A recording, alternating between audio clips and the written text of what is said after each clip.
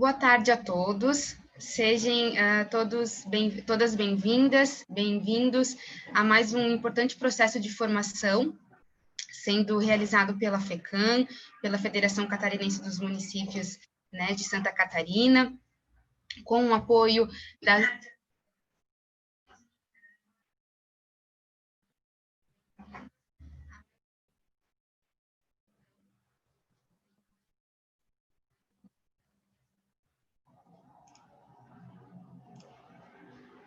Esse momento, desculpa o imprevisto aqui,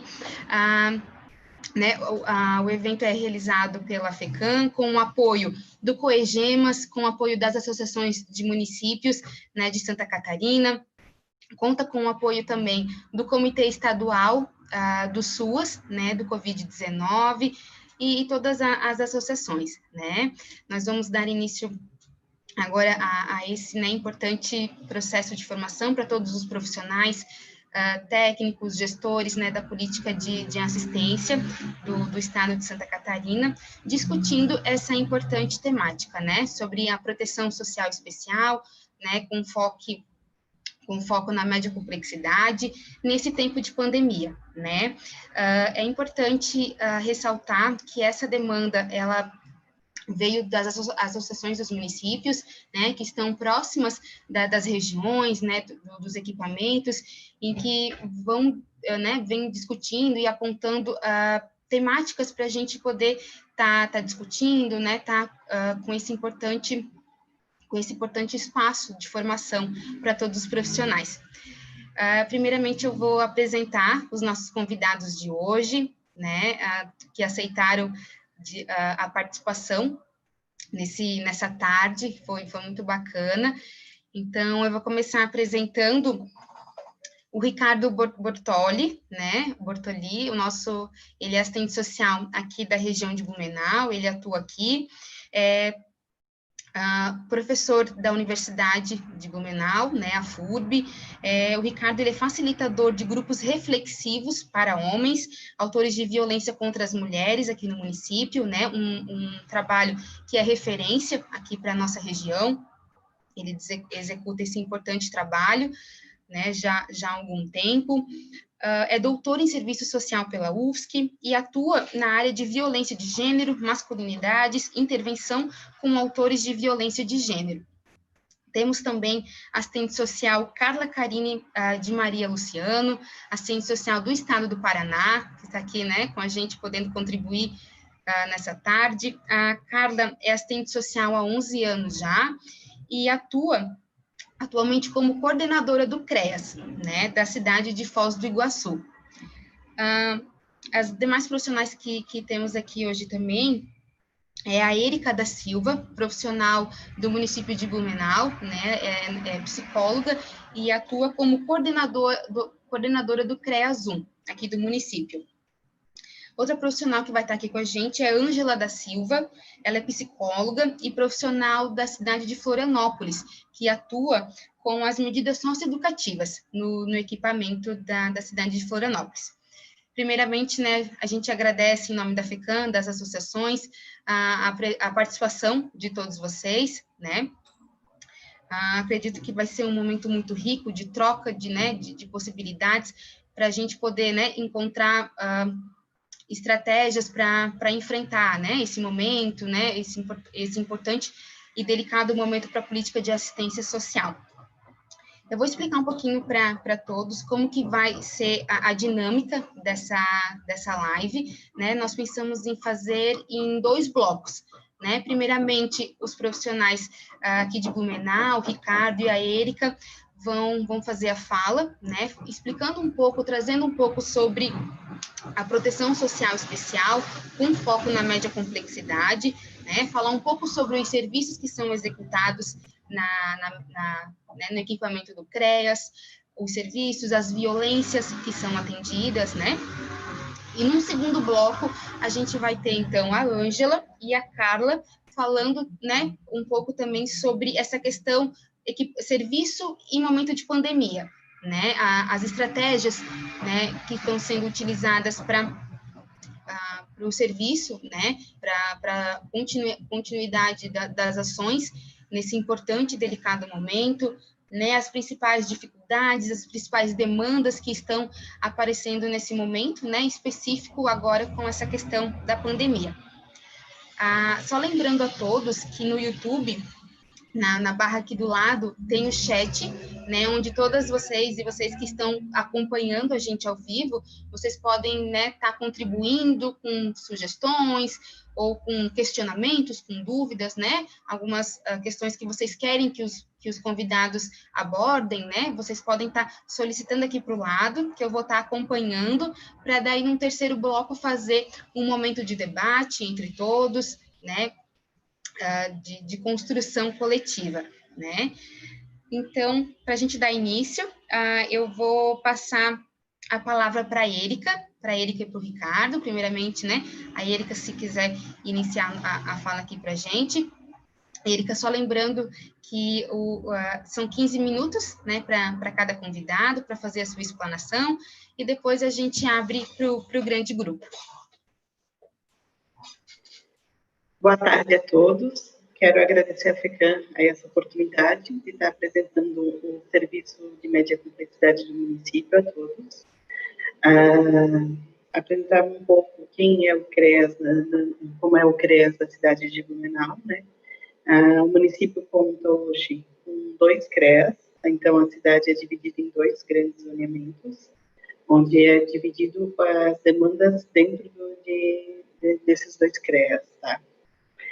O CREAS é um serviço especializado em assistência social, então vai para a média complexidade todas as situações que apontarem violações de direito, então das mais diversas possíveis. Depois eu vou explicar os 3 serviços que existem dentro do CREAS, mais ou menos o que cada um atende, né? Tentar explanar, porque alguns serviços lá, como o PAEF, são extremamente amplos, então fica muito difícil falar sobre tudo que engloba um serviço PAEF, né?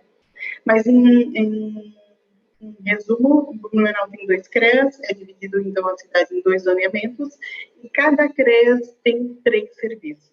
Os 3 serviços são o CEPRED, o sócio e o PAEF, né? A gente divide nesses 3 serviços. O CREAS 1, que é o CREAS do qual eu coordeno hoje, que eu estou na coordenação, ele tem uma equipe bem grande. Então, hoje nós temos em torno de 30 profissionais atendendo no CREAS 1, mais de 30, eu não sei exatamente agora os números, mas mais de 30.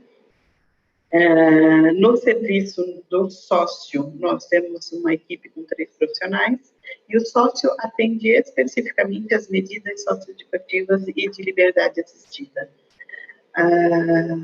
Então, toda demanda que vem para sócio vem do judiciário, que são as medidas dos adolescentes em conflito com a lei, né? Então, é um serviço com uma demanda bem fechada, porque ela é específica do que vem do judiciário, né? Já o serviço CEPRED, é o Serviço de Proteção Especial à Pessoa com Deficiência e Idosos, ele tem uma amplitude maior do público atendido, né? Então, todas as violações envolvendo idosos e pessoa com deficiências acabam sendo encaminhadas para a média complexidade, que vai atender as mais diversas situações dentro deste panorama e desse público, né? Então, tem muita situação de negligência, principalmente, a maior demanda é por negligência, tanto com idosos quanto com pessoas com deficiência. Tem muitas situações de violência intergeracional, entre filhos e pais, entre o próprio casal de idosos, muita situação de abandono. Então, dentro do CEPRED, a maioria da demanda é em negligência, violência e abandono. Existem outros tantas de exploração financeira e outros nuances dentro nesse serviço, né? Já todo o PAEF, que é o Programa de Serviço de Proteção e Atendimento especializado a famílias e indivíduos, ele é bem mais amplo. Ele atende várias demandas e um público muito maior. Então, ele tem uma equipe muito maior dentro do CREAS também. Hoje eu tenho 18 profissionais atendendo o PAEF no CREAS, somente no CREAS 1. E as demandas são as mais diversas. Temos muita demanda vinda por situação de conselho tutelar envolvendo crianças. Há muita demanda por violência doméstica, onde tem um grupo de mulheres, onde acontece também dentro do serviço do PAEF, um grupo de homens, grupo reflexivo. O Ricardo é um dos profissionais que é facilitador do grupo. Que um grupo de homens é uma demanda que vem pelo judiciário também, vem do judiciário, depois o Ricardo pode falar melhor sobre isso, né? E muitas demandas são de conflito familiar, intergeracional. Então, tem muitas questões envolvendo adolescentes, situações de famílias com problemas com possíveis adolescentes, evasão escolar. Hoje temos bastante. E várias situações nesse perfil. A organização do serviço dentro do PAEF, ele é muito amplo. Dentro do PAEF, a gente tem uma demanda muito grande de várias situações. Então, a gente tem uma organização dentro do serviço aqui de fazer muitas trocas entre os profissionais. Hoje, não tão grande por conta da pandemia, depois eu falo mais especificamente sobre isso, mas há uma necessidade muito grande de a gente fazer trocas entre a equipe por ser uma demanda diversa dentro do serviço do PAEF. Então, a gente tem muitas situações das quais a gente precisa fazer troca entre as equipes, até para conseguir dar conta da amplitude que envolve o serviço do PAEF também. O PAEF, ele trabalha muito com a rede. Então, a gente trabalha muito com situações que envolvem saúde, muito com situações que envolvem a educação. Então, a rede é um grande fator, um grande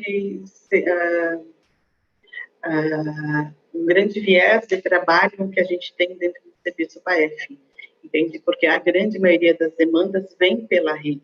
Então, as situações, as denúncias, as violações são apontadas a maioria das vezes pela rede de saúde e pela rede da educação. Então, por exemplo, a evasão escolar, quem vai apontar para a gente no serviço que existe essa demanda vai ser a educação. E as situações de violência também são apontadas através da rede. Então, a gente tem uma parceria muito grande, uma troca muito grande com a rede. Hoje, dentro da pandemia, a gente tem uma problemática muito grande nesse sentido, mas depois a gente fala mais sobre isso. O serviço do sócio, ele não tem tanto essa troca com a rede por ser do judiciário as demandas. Então, é mais um trabalho diretamente com a família, trabalhar a situação da medida, fazer essas trocas com a família e essas orientações e encaminhamento aos serviços. Dentro do sócio, hoje a gente também está com um problema por conta da pandemia, da qual a gente pode explicar um pouquinho mais para frente, que são as medidas socioeducativas que dependem da parceria com as ONGs, que hoje estão paradas, mas daí eu falo mais, a gente entrar no bloco da pandemia, né? E o CEPRED hoje também, ele trabalha muito em rede, principalmente com a saúde, porque é a saúde que vai nos trazer muita questão do idoso, da fragilidade, da necessidade de maior proteção, de maior cuidado, da necessidade de que a família venha a dar o suporte e o respaldo para o idoso. E esse viés é muito apontado pela saúde, geralmente. Então, há muitas trocas com a saúde, até para poder ter noção da onde caminha o serviço e quais as necessidades maiores dessa família. Então, também é um trabalho em rede muito intenso nesse sentido. E também, hoje, pelo público que atende, está bastante afetado por conta da pandemia, porque os idosos é um primeiro maior grupo de risco dentro da questão da pandemia. Dentro do serviço, a gente trabalha, então, sempre com equipe multidisciplinar, então são sempre profissionais da área da assistência social e da psicologia. Nos 3 serviços tem profissionais das 2 áreas atendendo. No sócio temos no em Blumenau, especificamente, uma professora pedagoga que atende também. Mas em todos os serviços acontecem em duplas. São profissionais da área da psicologia e da assistência social que atendem as famílias e todas as demandas vindas para o serviço, né? Esses atendimentos acontecem presencial, podem acontecer por visita domiciliar, Cada serviço tem a sua especificidade, então, por exemplo, o CEPRED atende muito mais visita domiciliar, através da visita domiciliar, por uma limitação do público deles, então é necessário que os profissionais se desloquem e vão até as famílias, porque os idosos, por si só, por apresentar as fragilidades, têm a maior dificuldade de estar indo até o serviço, né? O sócio, ele precisa muito também fazer essas visitas mais bem nas entidades que ofertam um serviço de medida socioeducativa, então há muitas visitas nesse sentido. Já o PAEF, ele tem uma dinâmica muito mais ampla, então, ora ele faz visitas institucionais, ora ele faz visitas às famílias, mas a grande demanda é de atendimento no serviço, lá no CREAS mesmo, que hoje está comprometido por bem em situações próprias da pandemia, que seria o transporte público, que hoje não está acontecendo, está suspenso, como também os riscos da contaminação. Mas aí a gente aprofunda mais isso mais para frente, né? Acho que dos 3 serviços, para um geral, para apresentar o CREAS de Blumenau, seria isso. Aí, mais para frente, eu posso estar abordando as situações próprias da pandemia hoje com os serviços. Então, acho que a gente vai deixar mais para o segundo bloco, né, Yara?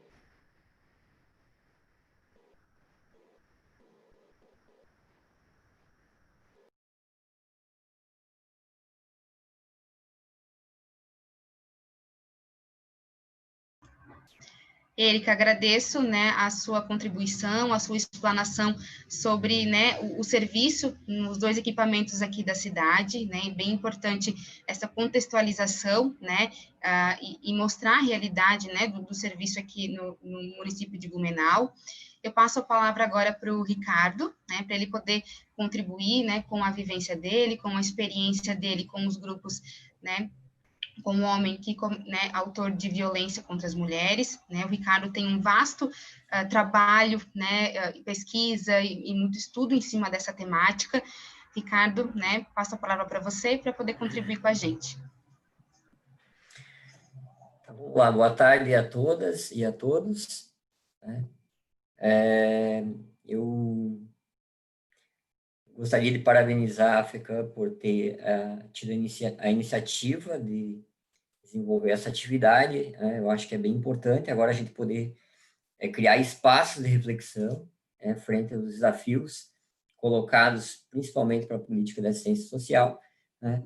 E eu vou tentar aqui, de forma bem breve, né, falar sobre essa experiência com o processo de intervenção no enfrentamento à violência contra a mulher, através também do atendimento voltado para os homens, né? Queria registrar que Blumenau já há muito tempo vem desenvolvendo essas ações, já desde 2004, né? A Secretaria tem pautado e priorizado esse serviço, né, como sendo um instrumento importante no enfrentamento à violência contra a mulher, né? Acho que a gente também foi feliz porque tem uma lei, né, que é uma lei municipal instituída em 2001, né, que na época instituiu um programa de prevenção e combate à violência doméstica intrafamiliar e que a partir de 2003, que eu ingressei nesse serviço, a gente passou a questionar o porquê que o homem não era atendido, né? Por que só a mulher era atendida, e aí surgiu a necessidade, né, e também a mobilização da equipe de fazer a busca ativa e também trazer os homens para o atendimento. Desde então, a gente vem desenvolvendo grupos reflexivos. Vejo que isso é uma ação bem inovadora e também com pouca informação a respeito, tanto na questão teórica quanto metodológica, né, principalmente para o serviço social. E também vendo essa lacuna, eu também fui estudar. Acabei fazendo um mestrado na Universidade Federal do Paraná, na Sociologia, e agora acabei de concluir o doutorado na Universidade Federal de Santa Catarina, no Serviço Social, né? Assim, sempre a gestão, desde a época que era lá o Décio Lima, em 2004, passando pelo João Paulo Kleinbing, depois com o Napoleão e agora com o prefeito Mário, sempre foi mantido como uma ação importante dentro da secretaria, e a gente vem atuando junto com outros profissionais, junto com essa demanda. Assim, eu acredito, gente, né, que não trabalhar com o homem no processo de enfrentamento à violência contra a mulher é a mesma coisa que a gente secar o chão com a torneira aberta, né?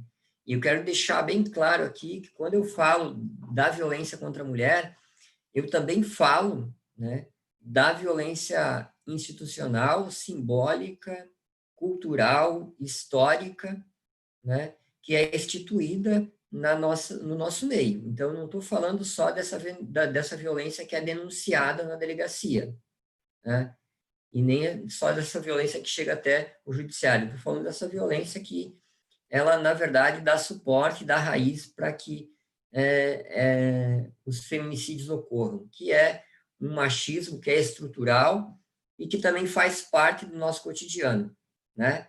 E aí é necessário a gente poder pensar em ações bem amplas, né? Porque trabalhar com os homens autores de violência é trabalhar com esse machismo, né? Os homens são só o topo da pirâmide, né? Então, eu vejo que é uma ação importante trabalhar com esses sujeitos que são denunciados, mas é fundamental com que a gente consiga também trabalhar assim, de como que esses sujeitos são construídos, em que meio eles são construídos. São construídos nessa sociedade, né? E aí,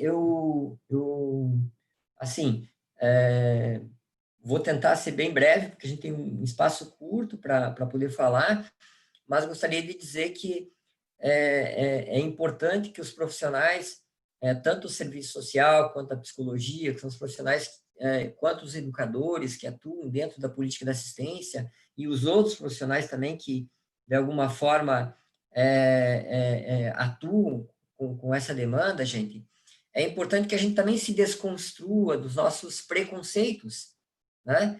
Porque o homem também é um sujeito que tem direito de ser atendido na política da assistência social, né? E aí, se a gente pegar lá a metodologia do Paulo Freire, do Carlos Brandão, né, e pensar que a política da assistência social é um espaço em que nós, enquanto profissionais, através dos serviços, devemos construir relações de vínculo, relações de confiança, para que essas pessoas se sintam acolhidas nesses espaços e mais, se sintam pertencentes a eles.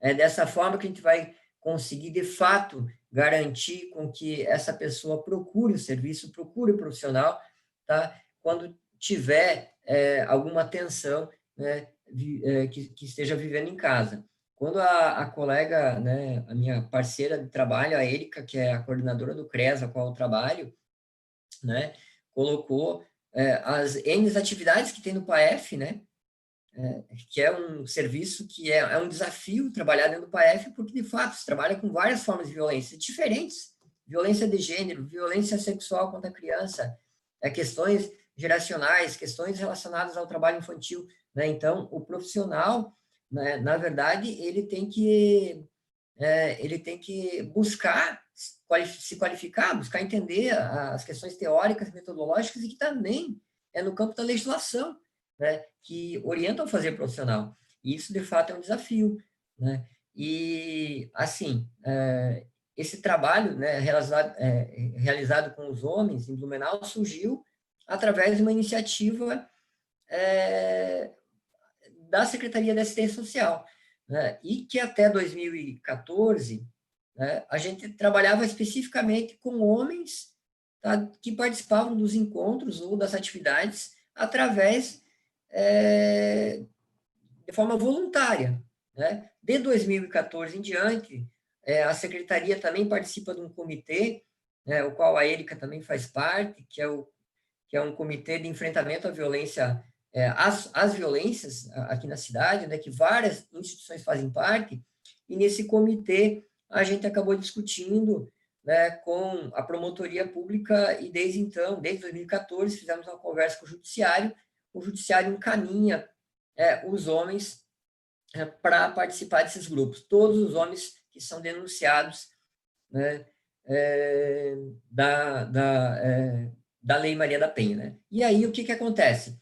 Acontece que nós compreendemos, enquanto política de assistência, enquanto serviço, nós compreendemos que esta é uma ação que possibilita o serviço chegar até esse sujeito, né? Agora vai da gente mobilizar esse sujeito para que ele também compreenda que ele não está ali cumprindo uma medida protetiva, e sim ele está participando de um espaço que é acolhedor, onde é que ele pode também buscar respostas, né? Ou buscar alternativas de melhorar a sua convivência familiar, seja com a esposa, seja com a futura esposa, seja com os filhos, né? E também rever e ressignificar esse entendimento que ele tem sobre o que é ser homem, né? Então, construir outros sentidos de masculinidade. E, para isso, é necessário haver um investimento. Esse investimento no grupo, eu diria que são necessários que o homem participe de várias reuniões, né, para conseguir, de fato, refletir e repensar o que é esse jeito dele se comportar e de como que isso interfere na vida dos outros e também na sua vida, né? Porque os homens são os que mais cometem suicídios. De cada 10 suicídios que tem, por exemplo, 8 são de homens. 7 a 8 são de homens, né? Os homens são os que estão encarcerados, né? Acima de 90% são os homens que estão presos. Dependência química, por exemplo, né? Os homens, existe uma maioria, né, que são homens que são os dependentes químicos. Quem morre hoje no Brasil, o índice de assassinatos, né, com arma de fogo e arma branca, também é só a gente consultar o mapa dos homicídios que vocês vão perceber, né? E aí, gente, eu não estou falando aqui para vitimizar os homens, não. Eu estou falando aqui para entender e compreender de como que as masculinidades são construídas que produzem esse jeito de ser homem, que também mata as mulheres, sabe? Né? Se a gente quer realmente enfrentar a violência contra a mulher de forma que produza respostas qualitativas a curto, médio e longo prazo, tem que pensar em como que essas masculinidades são construídas. E é esse desafio ao qual eu coloco que os CREAs estão também também tem, digamos, essa demanda para poder pensar formas e estratégias de enfrentamento, né?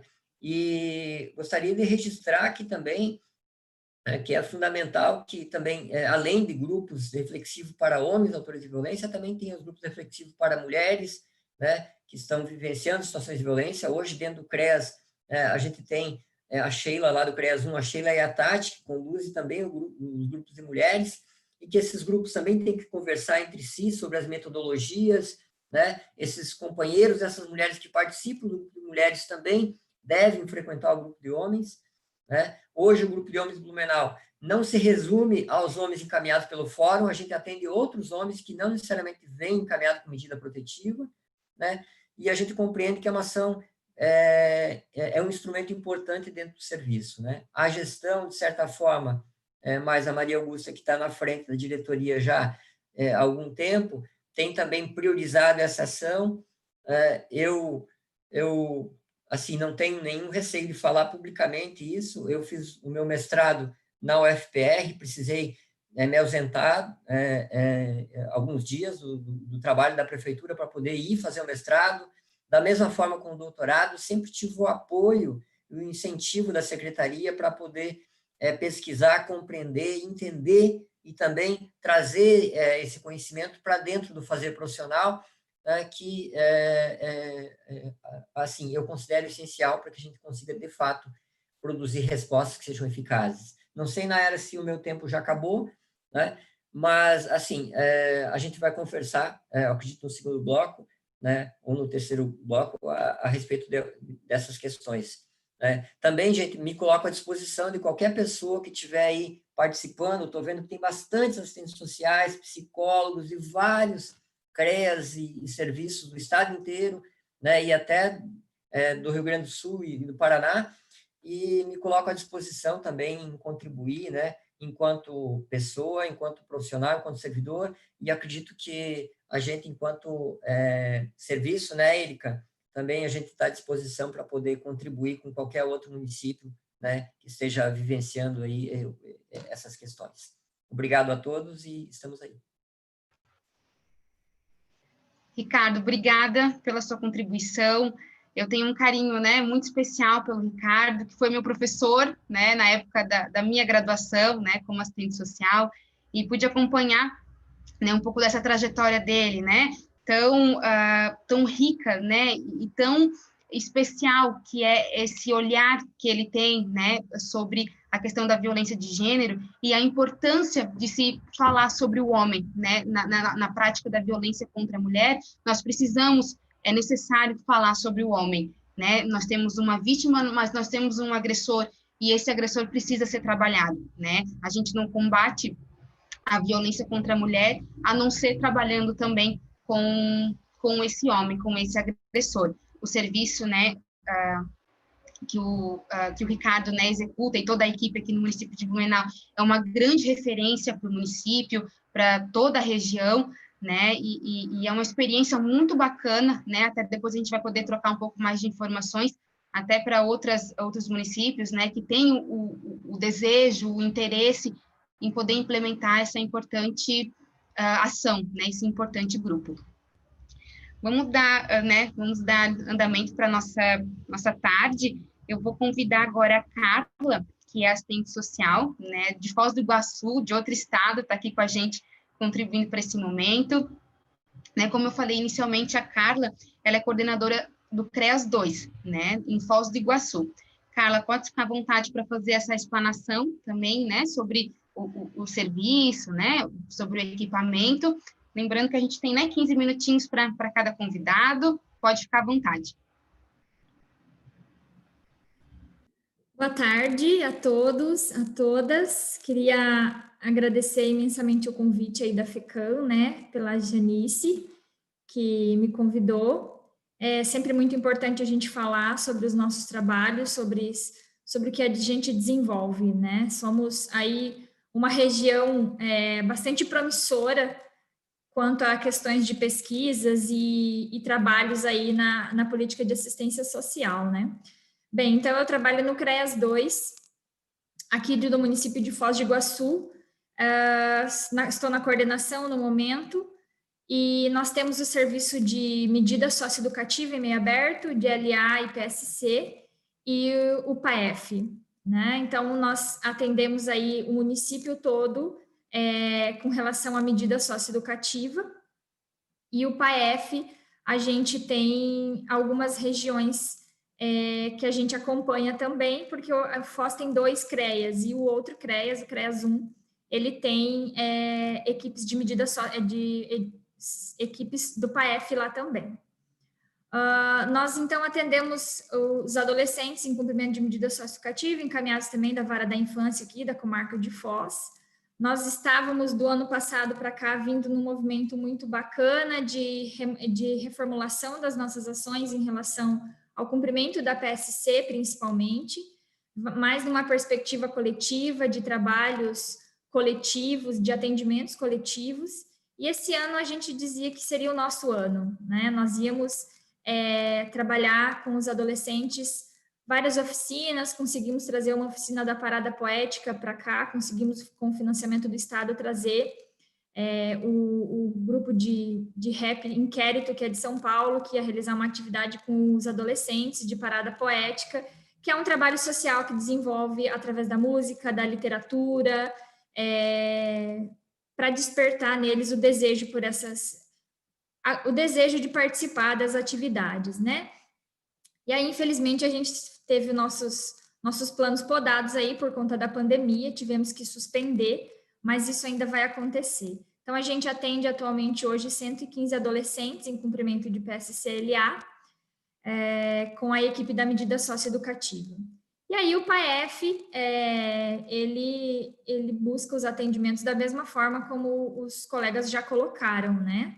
Nós atendemos basicamente criança e adolescente, porque no CREAS 1 tem o serviço específico para pessoa com deficiência e idosos, e o município tem CRAM, que atende mulher em situação de violência. Então, a gente acaba não atendendo diretamente esse público, mas a gente faz vários atendimentos, porque às vezes numa família onde tem uma situação de violência, existem outros grupos também que sofrem violência dentro da mesma família. Muitas vezes a mulher também sofre, a filha, o filho, enfim, a gente acaba atendendo esse público, né? Nós temos uma equipe hoje de 22 pessoas atuando no CREAS, e aí Foz do Iguaçu tem uma particularidade muito grande, né? Nós somos município aí de fronteiras, então a gente faz fronteiras com a Argentina, com o Paraguai, e nós temos uma relação muito próxima com esses países, né? Não dá para dizer nem que é um outro país, né? Nós vivemos ao lado de uma outra comunidade que tem alguns costumes diferentes do nosso, porque é muito próximo, né? Um passo você está do lado do Paraguai, no outro você pode estar do lado da Argentina. E aí a gente tem inúmeras situações de violência que muitas vezes se agravam aqui, que são principalmente as crianças que acabam vindo do Paraguai para pedir no semáforo, para fazer vendas no semáforo, adolescentes que acabam vindo porque são trazidas para exploração sexual, adolescentes meninos por tráfico, né? A gente atende muito adolescente na medida socioeducativa que cai por tráfico e que são paraguaios, e aí os nossos adolescentes, uma grande maioria, também é a questão do tráfico e do contrabando, porque a região aqui é muito propícia para isso, muito fácil para isso, né? O acesso é muito rápido, muito fácil, e aí a gente tem um agravamento aí das desigualdades sociais, e eles acabam buscando mecanismos e meios de sobreviver, né? Buscando mecanismos aí para se sustentar. E aí, enquanto assistência social, a gente precisa começar a pensar a questão do ato infracional de tráfico como uma questão de trabalho infantil, né? A gente não está fazendo apologia de forma alguma ao ato infracional, não é isso, mas é discutir isso do ponto de vista do trabalho infantil, uma vez que a gente tem uma política de aprendizagem que ainda é bastante frágil, né? Que segrega muito, porque as empresas, quem mais contrata adolescente aprendiz hoje são as empresas, e aí eles fazem seleção. E não é o menino lá do Jardim Jupira, por exemplo, que é um dos bairros que mais tem envolvimento com essa questão do tráfico, que é selecionado por essas empresas, né? É um menininho bonitinho, muitas vezes branquinho, com boas notas na escola, que acaba tendo acesso muito mais rápido à questão do trabalho. E aí, aos adolescentes que já vêm de uma realidade social que foram marginalizados e que a própria estrutura violenta, né? A gente precisa também, enquanto assistência social, falar sobre a violência estrutural. Então, que a própria violência estrutural produz na vida das famílias que a gente atende, que a gente acompanha, acaba levando o adolescente para a questão do tráfico. E aí, isso aqui é muito evidente, justamente pela facilidade que se tem dessa troca desse tráfico, né? O Paraguai é muito próximo, a Argentina é muito próximo, e aí isso anda pela fronteira de forma muito fácil, né? Então, nós temos esses dois serviços hoje no CREAS, tivemos aí um agravamento por conta da pandemia, e eu acho que logo a gente vai também tratar disso nessa perspectiva, como que ficaram e como ficará, né, os nossos atendimentos, nosso acompanhamento durante e pós-pandemia, que eu acho que na média complexidade vai ser um desafio muito grande, e aí nós precisamos olhar isso de uma forma muito sensível para a gente não cometer mais violência, que é a ausência aí de atendimentos às famílias. Mas a gente estava num movimento muito bacana aí, principalmente depois da gente ter passado por uma capacitação com a equipe do Vira e Mexe, que eu acho que também esteve por aí, pela região, de como realizar trabalho social. Então, a gente vinha construindo a execução das medidas socioeducativas numa lógica pedagógica, com trabalhos coletivos, de incentivo mesmo, pedagógico mesmo, né? De despertar no adolescente o desejo de estudar, o desejo de buscar espaços diferenciados, e a gente tentava fazer isso de uma forma coletiva, e ainda acabou não dando. Então, a gente acaba estamos, por enquanto, só com as nossas programações, né, para executar. E a gente acredita que, pós-pandemia, a gente vai ter que retomar isso. Não sabemos ainda exatamente como isso vai se dar, mas a gente deseja muito que isso aconteça de uma forma coletiva, né? Nós temos uma prática que também acontecia muito aqui, eram os grupos de casos no território. Então, o município tem um protocolo de atendimento à criança e adolescente vítima de violência, e aí nós realizávamos, através dos CRAS, estudos de caso nos territórios, onde a equipe que estava atendendo aquela família, independente da política que estava mais evidente no momento, convocava esse estudo de caso, e aí participavam todas as equipes necessárias, os serviços necessários, e aí a gente tentava realizar um trabalho coletivo lá no território, né? Então, era uma prática que a gente tinha aqui também, que aconteceu também até março, e aí depois parou por conta de todas as proibições de reuniões coletivas, né? Reuniões presenciais.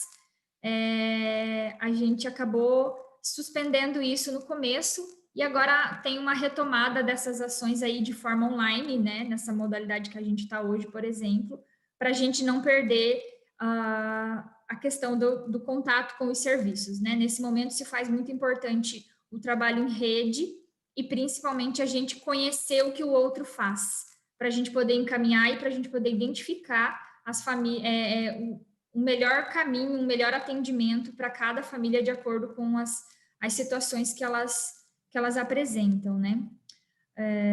Eu acredito que, com relação ao serviço, seria mais ou menos isso, né?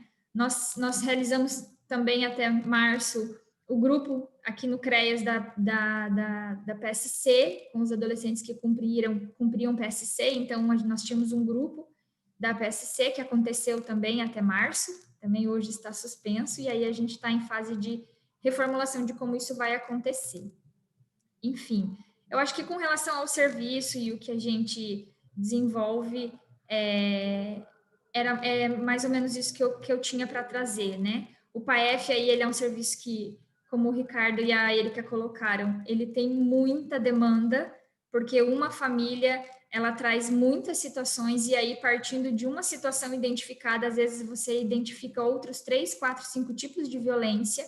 Então, é um serviço bem complexo e que está na média complexidade hoje, mas se faz necessário nesse momento aí um olhar especial a esse serviço, porque ele vai ser de fundamental importância, principalmente no pós-pandemia, porque a gente vai ter um agravo das desigualdades sociais, a gente vai ter um agravo das violências, e aí as equipes do PAEF terão um serviço muito mais árduo pela frente, por conta das violências que a gente vai ter que enfrentar e das respostas da melhor forma possível, né? Até para conseguir reduzir, minimizar o impacto do que essa pandemia vai trazer, que a gente ainda não consegue nem mensurar qual vai ser.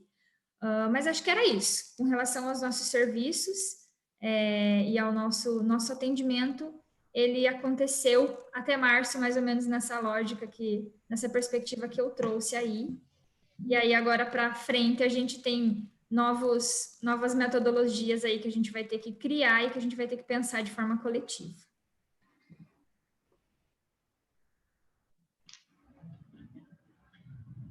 Carla, muito importante a tua explanação, né, toda esse relato, né, de vocês no serviço, né, em outro estado, no Paraná, mas do quão isso é presente aqui no nosso estado de Santa Catarina também, né, dessa ruptura que teve com esse momento de pandemia, de todo um cronograma, de todo um trabalho que estava sendo realizado, né, na proteção social especial, né, na média complexidade, especificamente no CREAS, e como essa pandemia veio e bagunçou tudo, né, e o quanto de demanda, né, de outras demandas que estão surgindo a partir disso, né, até uma questão aqui bem importante que você colocou, que eu até grifei aqui para a gente fazer um debate depois, é a questão do agravo nas violências após a pandemia, né? É muito importante a gente discutir isso, porque passou, né?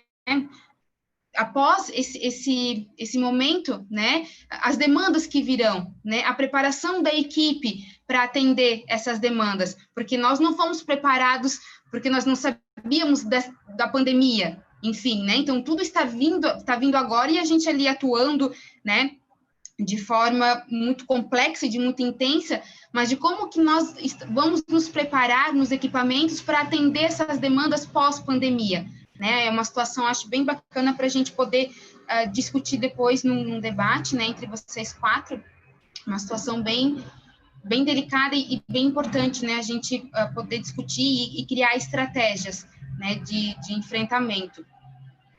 Eu vou convidar agora a Ângela, né? A Ângela, que é profissional de Florianópolis, é psicóloga também, assim como a Érica.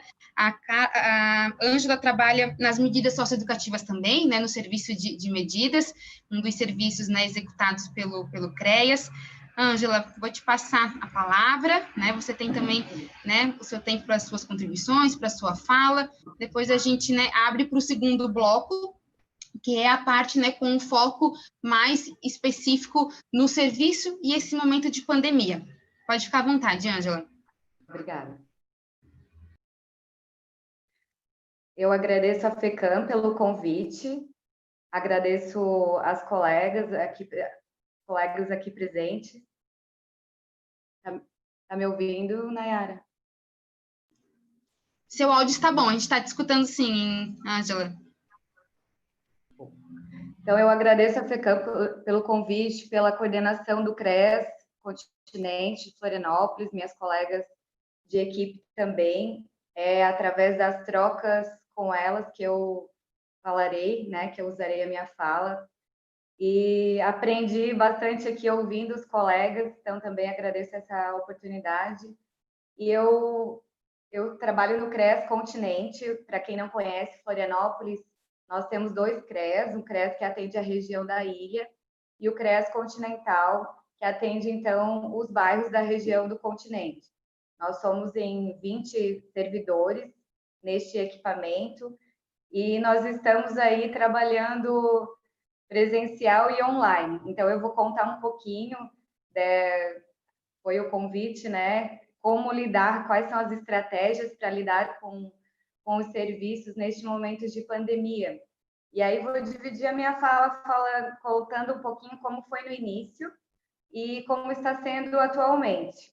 No início, nós ficamos quase 100% em teletrabalho, em home office, um período curto até, e foi um período bem difícil de as próprias técnicas verem numa situação aí, e agora, José, como tem outras lives lançando esse nome, né, nós não tínhamos recurso de um celular de serviço, não, algumas não tinham recurso de um computador ou de um espaço físico possível para conduzir um trabalho através de um telefone, para manter um contato com essas famílias.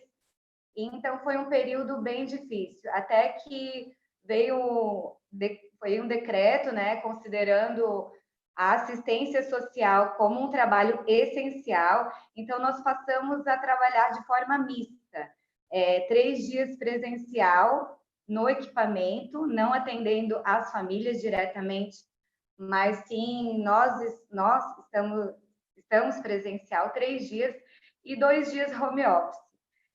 Com isso, a fala da equipe, a nossa sensação é de que melhorou bastante, porque nos 3 dias presencial a gente consegue dar um fluxo de conversar, de articular com a rede, seja por telefone, seja por e-mail, através de videoconferência, a gente consegue manter reuniões online, ligar para as famílias, fazer agendamentos, encaminhamentos e utilizar os períodos online em casa um pouco mais para serviços administrativos, como relatórios, ofícios.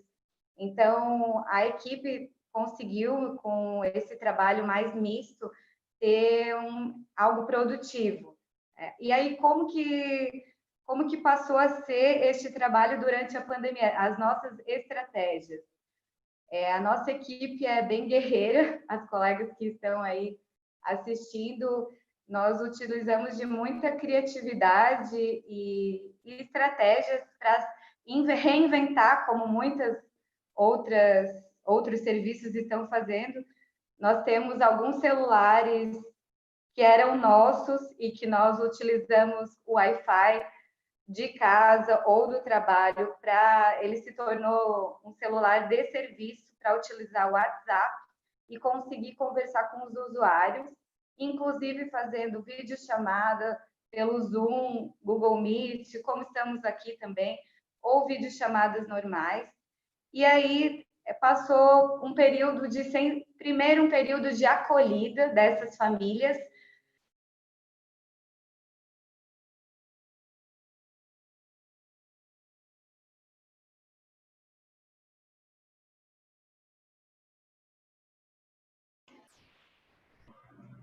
Carla, desculpa, Ângela. Sim, tá ouvindo?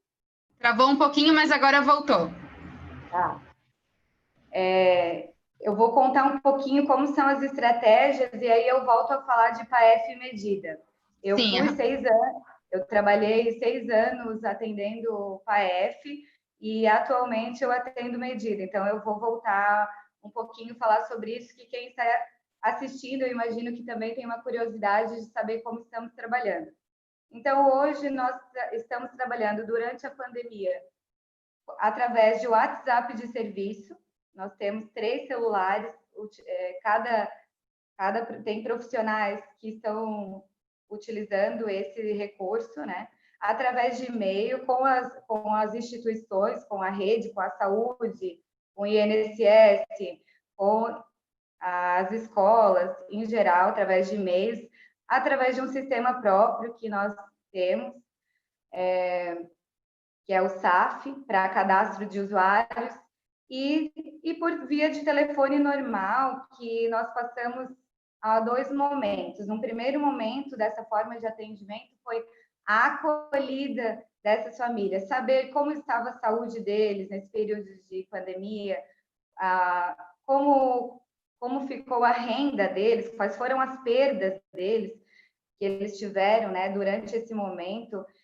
Então, foi muito aproximação com o ouvir, com a acolhida desse adolescente, dessa mãe, desse pai, dessa família, né? E se colocar no lugar do outro mesmo, de entender aquela necessidade daquele momento, nesse momento que todos nós também estamos passando, e saber como nós poderíamos auxiliar. Então, incentivando a fazer um cadastro único, e articulando com o CRAS através de e-mail para fazer o cadastro único dessa família e possibilitar que ela acesse um benefício social, né, de cesta básica ou um outro benefício, um agendamento de documento para que ela possa continuar procurando um mercado de trabalho. Então, nós estamos trabalhando de uma forma sistemática, mas através desses recursos tecnológicos. O atendimento em si tem ocorrido muito pelo PAEF, principalmente, através das videochamadas. E o que as técnicas fazem, né? Primeiro, procuram saber se a família aceita o atendimento dessa forma, se ela tem o Wi-Fi, se ela tem um recurso. Muitas técnicas ensinaram a família a usar o aplicativo do Zoom, por exemplo, para conduzir um atendimento. E aí, nesse atendimento, ela tem em casa um local adequado, ou a família, as crianças vão ouvir e ela não teria uma privacidade. Tudo isso é pensado no momento que você organiza uma videochamada. E se ela acontece, se ela tem esse lugar, essa aceitação, o trabalho tem fluído e tem sido produtivo, tem se dado uma continuidade. Agora, é claro, tem famílias que estão cansadas dessa pandemia, estamos aí há 5 meses, e nem sempre no PAEF, por exemplo, você vai conseguir trabalhar a problemática da violência. Muitas vezes você vai trabalhar essas questões momentâneas da ansiedade da pandemia, de como lidar com as crianças sem escola, de como minimizar esse impacto, que é tão importante também, como serviços de proteção, oferecer esse apoio às famílias, mostrar que nós estamos ali com elas, trabalhando e acolhendo e dando orientação da forma que é possível. Bem no início, quando o estado aqui de Santa Catarina não estava em alto contágio, em casos mais graves, foi possível realizar algumas visitas e alguns atendimentos presenciais, casos que demandavam muito mais, né? Mas, infelizmente, com o mapa no vermelho, nós suspendemos. Então, está exclusivamente através do celular. E aí, às vezes, uma das técnicas fica com esse celular de serviço como um apoio, as outras mandam alguma mensagem, algum agendamento de videoconferência, e a técnica que está em casa, em home office, consegue fazer o atendimento dessa forma. Para a medida é um pouco diferente, porque a medida foi suspensa. Desde o início do Poder Judiciário, nós atendemos 100 adolescentes. Temos capacidade para atender um fluxo de 100 adolescentes e jovens. Nós somos 4 profissionais que atendem medida, e o restante atendem PAEF e CEPRED. A medida estando suspensa, os atendimentos, eles passaram a ser um sistema de acolhida dessa família, do ouvir e de orientar para benefícios sociais, para cadastro único, para encaminhamentos. Adolescentes que têm uma familiarização maior com a tecnologia, nós também incentivamos que eles participem dos cursos online. Então, as plataformas de trabalho, como LinkedIn e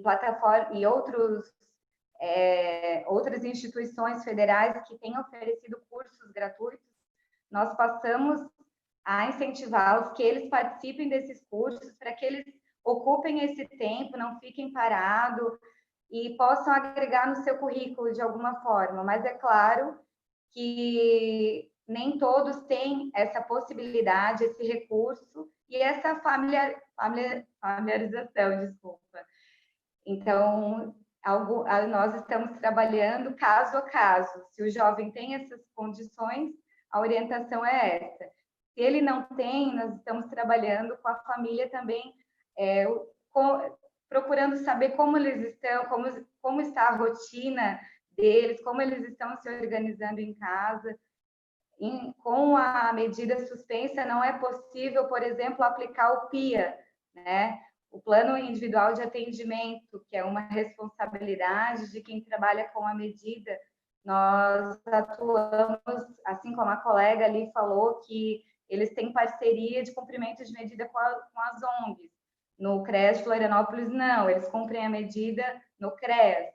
Então, só que nós não podemos aplicar a medida tal qual ela é, sendo que ela está suspensa.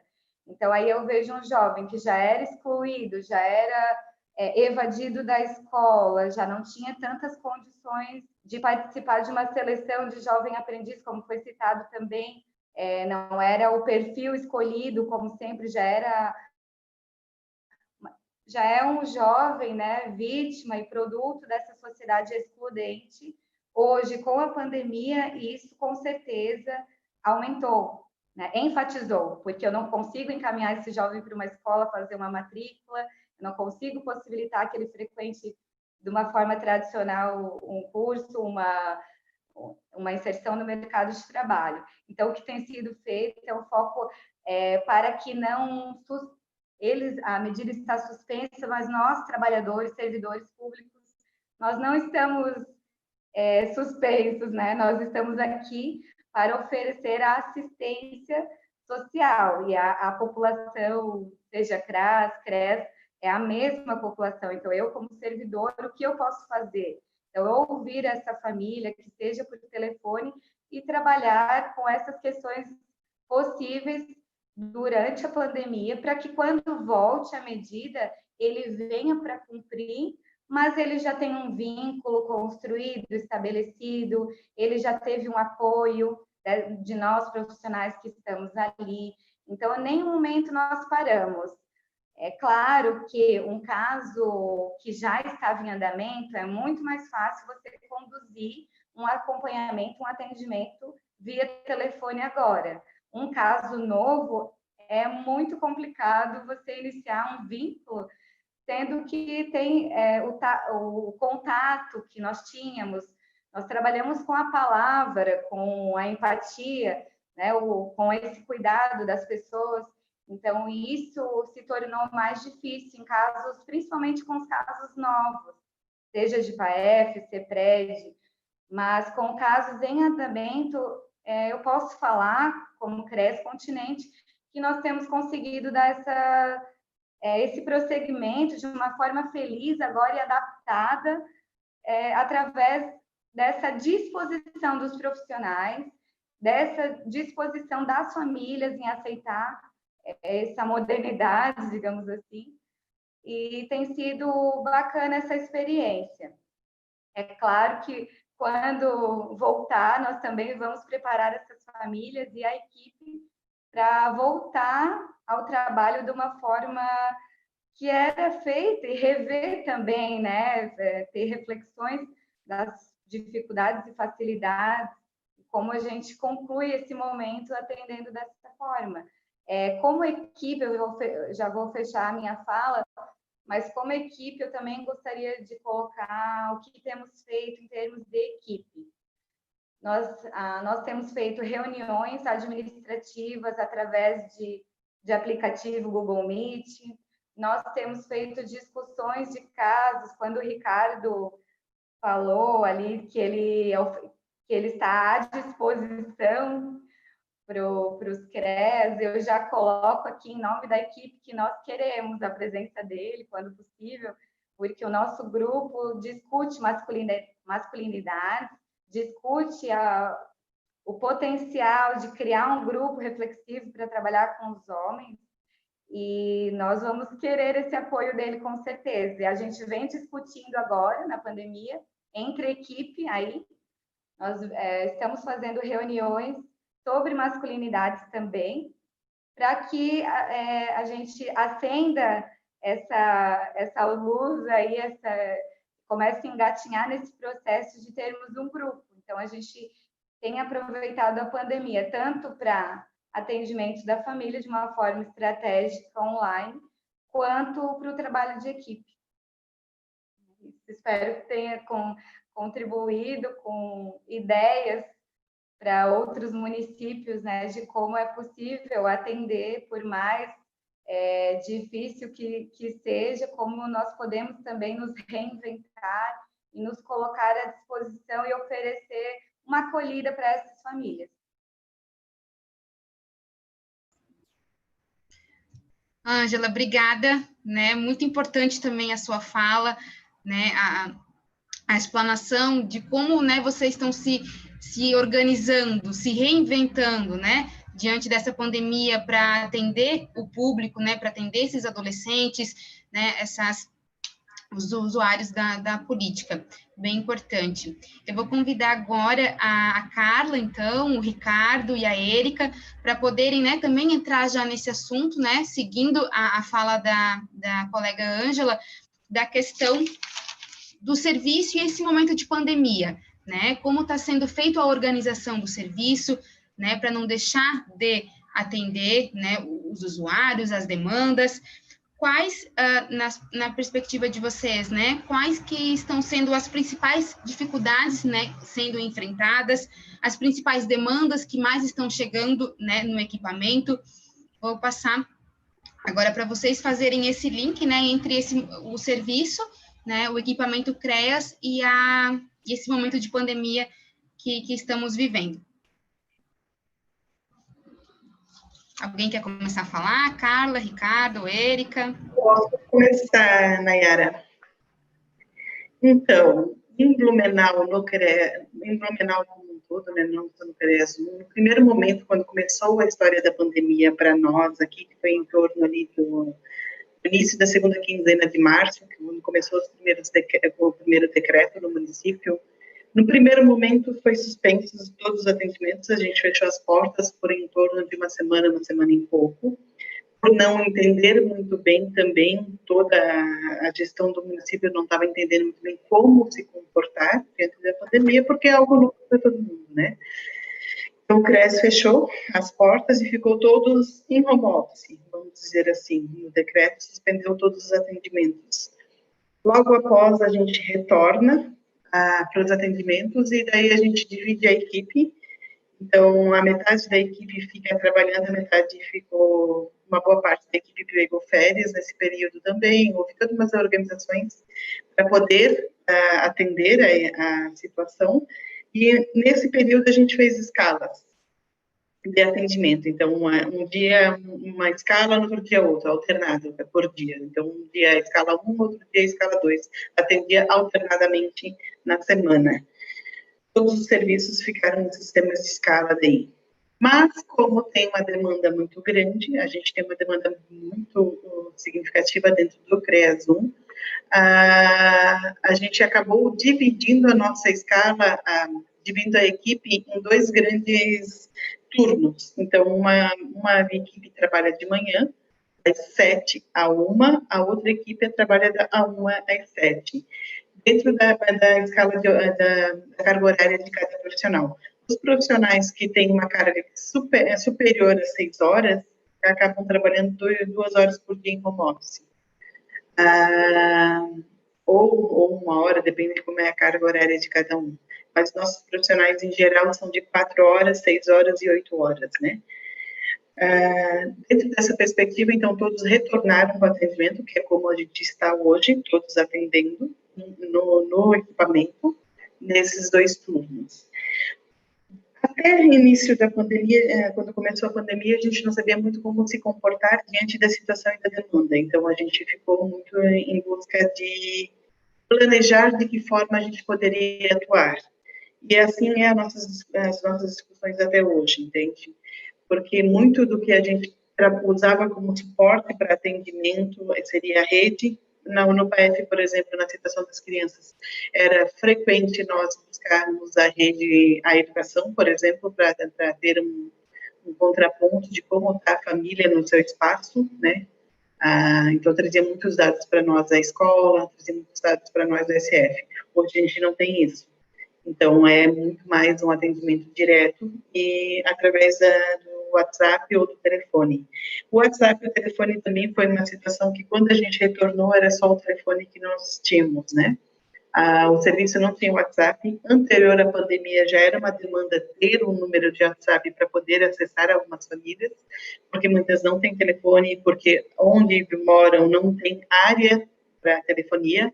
Então, o WhatsApp é sempre um recurso que, em algum momento, eles vão estar recebendo a nossa mensagem, em algum momento eles vão estar podendo retornar e fazer esse contato para que a gente tenha informações e possa conversar com essa família e saber como é que está a situação da família, né? Nesse perfil veio primeiro momento veio um telefone para o CREAS-1, então toda a equipe se dividia para atender através desse WhatsApp, mas mesmo assim, mesmo sendo um só aparelho, foi uma grande ajuda. Hoje a gente já está com 2 aparelhos, então eu consigo dividir melhor. Então, a PAEF ficou com um aparelho, sócios e CEPRED estão dividindo o outro aparelho, que é um suporte e um recurso muito importante para o atendimento. Então, através do WhatsApp está acontecendo alguns atendimentos por videochamada, que é importante também. Nesse início da pandemia, há um processo todo da equipe também do medo do que é novo, do que é diferente. Então, e pela minha formação ser psicóloga, eu tento buscar muito trabalhar com eles isso, não forçando as situações, porque não é o momento da gente criar conflitos com a equipe, mas trabalhando as situações como elas podem vir a ser trabalhadas, né? Então, nas situações das famílias, com a pandemia, com o fechamento dos serviços, das escolas, a redução de atendimento em saúde por conta da pandemia, as famílias, principalmente as que já existia a situação de violência intrafamiliar, ficam muito desamparadas. Então, nesse momento, a gente busca muito trabalhar com as equipes, todas elas, CEPRED, sócio ou PAEF, qual é a necessidade maior daquela família. Porque todos os profissionais têm um número X de famílias de referência. Então, eles estão contactando essas famílias, percebendo como é que está essas famílias, o que elas estão demandando. Nesse perfil, a gente busca atendimentos online, ou visitas domiciliares. Em alguns momentos extremamente urgentes, os atendimentos são marcados em loco. E as famílias que podem e conseguem chegar no atendimento estão vindo para atendimento. A gente está com situações extremas de conflito intrafamiliar, principalmente de pais com adolescentes. Isso aconteceu muito nesse período já. E que não tem como a gente não atender, ou só ficar no momento online, porque muitos pais e muitos adolescentes, eles precisam ser ouvidos e estar trocando essas informações. A gente percebeu muito isso com eles. Então, a gente buscou, e a gente busca esse termômetro, qual é o agravante maior nessa situação? A pandemia, o risco da contaminação, ou a violência que vem acontecendo nesse núcleo familiar? Como é que está isso? E dentro disso a gente vai buscando as possibilidades de atendimento. Então, assim, muitos atendimentos estão acontecendo visitas domiciliares e estão acontecendo atendimentos no local. Claro, com distanciamento, o espaço, as portas das salas ficam abertas, mantém-se um distanciamento nas salas de atendimento PF, já tem uma fita separando, então a família fica... A pessoa atendida, na realidade, que não é a família, né, fica numa distância de 2 metros em média da equipe, mas acontece sempre todos com máscara, mas acontecem alguns atendimentos não tem como não acontecer. Então, estão acontecendo.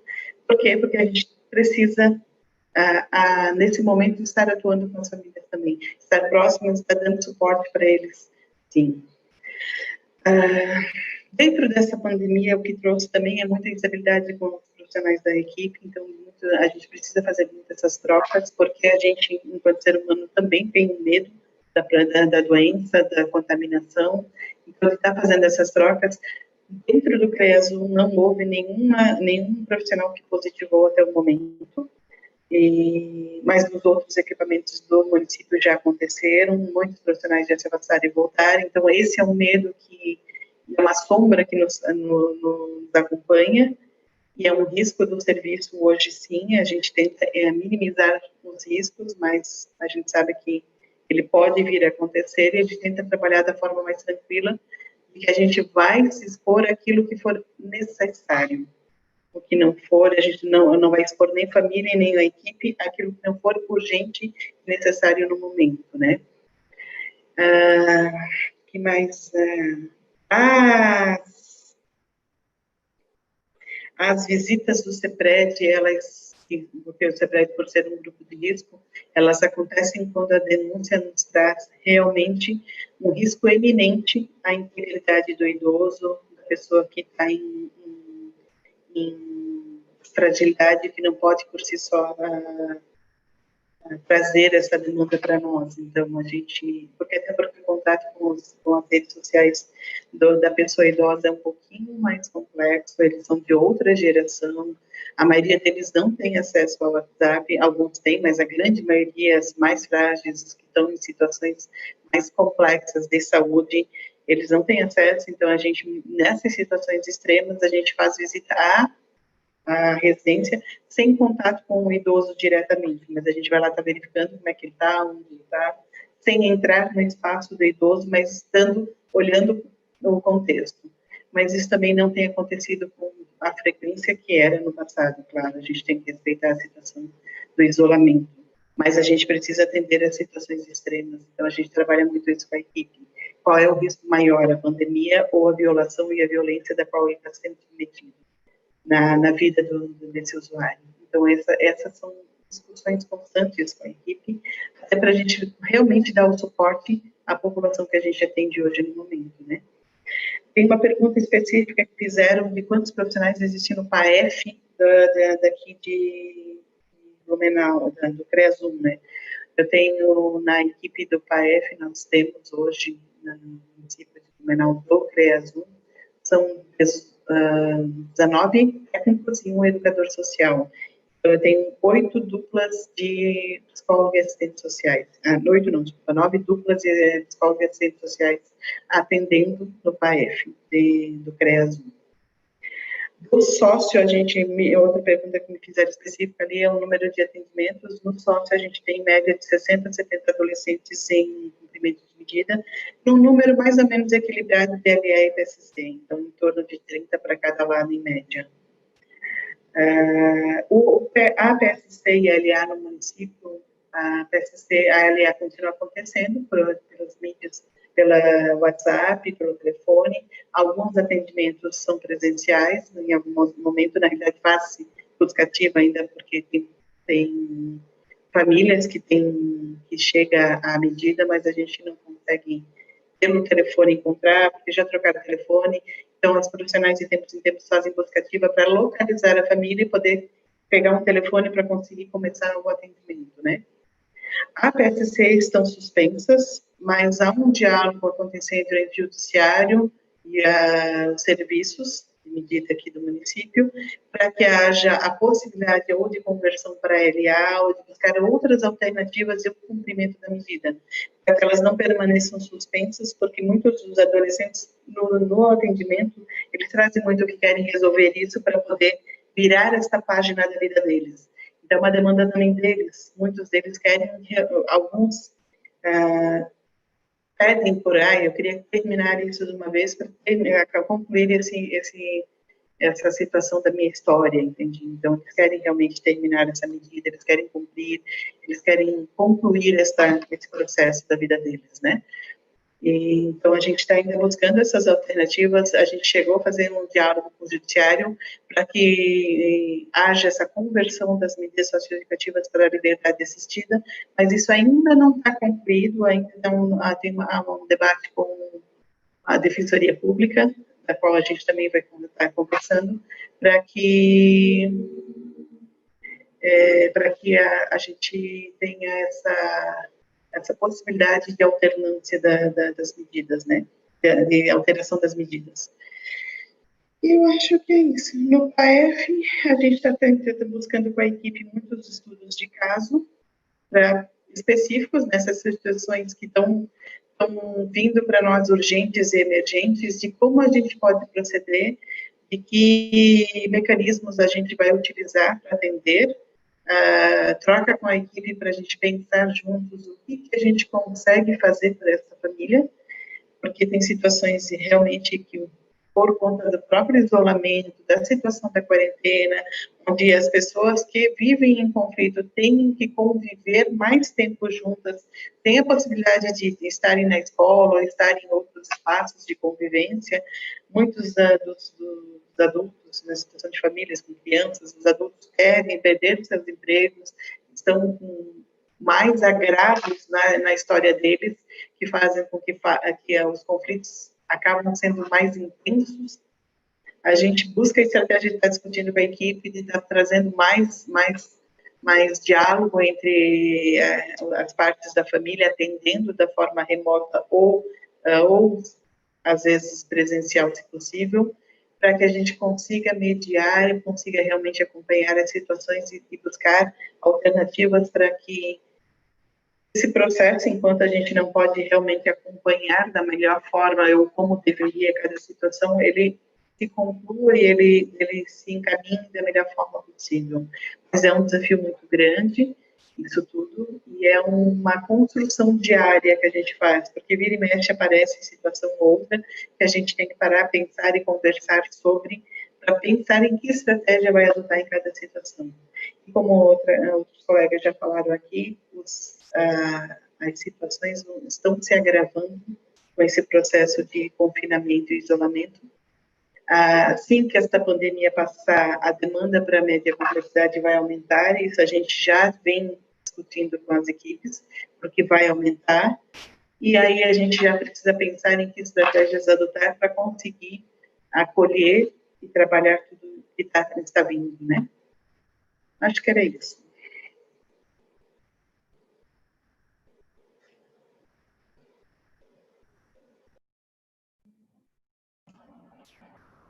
Então, eu não sei se eu posso falar, Nayara. Posso? Ok. Sim. Eu gostaria de dizer assim que eu me sinto muito confortável em poder ouvir as colegas colocar, né, assim, pelas vivências de cada uma, né, a Erika eu conheço aqui em Blumenau, mas a Ângela e a Carla, né, da capital e lá do e Foz, né?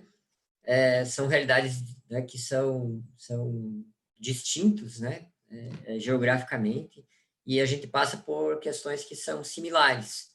Tá? Então, a gente poder ouvir, né, e compartilhar desses desafios que a gente tem diante de cada contexto institucional, né? Sempre na perspectiva de tornar o serviço um espaço que seja de fato acolhedor e consiga atravessar esse momento que a gente está vivendo, que é um momento um tanto delicado, eu diria, né? Eu queria chamar atenção para algumas coisas que a Érica trouxe, né, frente aos desafios colocados dentro do serviço, né, do CREAS e principalmente dentro do PAEF, que é o lugar onde eu trabalho, né? Se a gente tem por objetivo construir, tá, um espaço que seja, que a população estabeleça uma relação de confiança com o serviço, uma relação de vínculo com o serviço, tá? É importante que a gente considere quais são os instrumentos que essa população tem para acessar esse serviço, principalmente nesse momento de pandemia. Por quê? A gente já vem de uma realidade em que há um distanciamento institucional da política pública das pessoas, né? Aí já há um distanciamento. Aí, com a pandemia, isso se agrava, né? Por quê? Porque a questão do isolamento, da dificuldade, né, de ter o atendimento e até mesmo de ter essa logística dos profissionais para poder fazer visita domiciliar e utilizar outros instrumentos, né, que facilitam o processo de intervenção diante das demandas que são trazidas, né, para o serviço. E aí, quando a gente observa isso, quais são os instrumentos que as famílias têm acesso para poder fazer esse contato, né, com o serviço, né? E a Erika destacou a questão do uso do WhatsApp. Eu acho que a Ângela também falou, né, de como que a equipe lá na capital está usando isso, né, através do Zoom, através de videochamada no WhatsApp mesmo, né? E aí, assim, eu preocupado com isso também, junto com a equipe do PAEF, com a Erika, né, e com a diretoria, que a gente vinha atendendo os homens autores de violência, a gente também pensou, vamos continuar desenvolvendo as ações com o grupo de forma remota. E aí, gente, eu fiz contato com os homens que frequentavam o grupo e convidei eles para participar de uma reunião, fiz um grupo no WhatsApp e convidei eles para participar de uma reunião que eu iria passar um link para eles do Zoom, para eles baixar o Zoom, né, para a gente fazer a reunião via Zoom. Tá? E aí, ocorre que a maioria dos homens não conseguiu baixar o dito Zoom, porque o celular não comporta o aplicativo, ou porque a internet é ruim, e aí, acho que de 25 homens que eu tinha feito contato ali, 2 ou 3 tinham conseguido baixar o aplicativo. E isso impossibilitou com que eu desenvolvesse o grupo via Zoom. E aí, como a gente já estava conversando no grupo do WhatsApp, eu propus, então vamos conversar aqui. Então, marcamos um horário, tá? E começamos a fazer as provocações das discussões referentes, tá, aos temas que já vinham sendo discutidos no grupo, que são relacionados à Lei Maria da Penha, ao próprio machismo, né? Essa questão das masculinidades, né? Ou da paternidade, enfim, a gente discute vários temas onde a gente trabalha esse processo de construção de outros sentidos, né, do que é ser homem. E aí rolou um debate muito intenso no WhatsApp, né, no dia e no horário marcado. E isso fez com que a gente alterasse o projeto que a gente tem aqui, um projeto que dá uma certa consistência para essa ação, né? Com fundamentação teórica e também com uma diretriz metodológica. E a gente alterou o projeto para desenvolver via o WhatsApp, porque essa é a ferramenta que os homens têm acesso, tá? E aí, assim, lógico, a gente criou todo assim, critérios para que ele participe das ações. Os encontros são semanais, tem um horário fixo, tem uma duração de 1h10, 1h20, mais ou menos, né? E eu tenho percebido, desde o dia 12 de maio, que foi o dia que a gente iniciou essa atividade, que existe uma participação bem intensa dos homens, né? Eu diria que eles falam mais no grupo do WhatsApp do que presencialmente. E aí a gente consegue também trabalhar questões que, às vezes, no grupo presencial não aparecia. Quero dizer para vocês que isso que eu estou falando aqui, se alguém me falasse, há 6 meses atrás, eu falaria que isso aqui seria uma loucura, né? Mas, gente, o que a gente tem que pensar? Nós estamos vivendo numa pandemia, a gente está vivendo um momento muito atípico na sociedade.